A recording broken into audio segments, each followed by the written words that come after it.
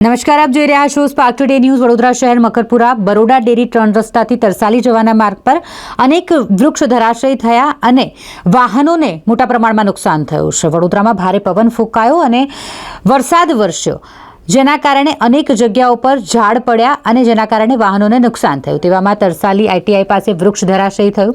Divider વચ્ચે વાવેલું વૃક્ષ ભારે પવન સાથે આવેલા વરસાદને કારણે ધરાશયી થઈ ગયું અને વૃક્ષ ધરાશયી થતાં ત્યાંથી કેટલાક વાહન ચાલકો પસાર થઈ રહ્યા હતા, જેમાં એક કાર ચાલક જેઓની કાર પર આ વૃક્ષ ધડાકાભેર પડ્યું અને તેમની કાર વૃક્ષ નીચે દબાઈ ગઈ. સદનસીબે કોઈ જાનહાનિ નથી થઈ, પરંતુ વાહનોને મોટા પ્રમાણમાં નુકસાન પહોંચ્યું છે.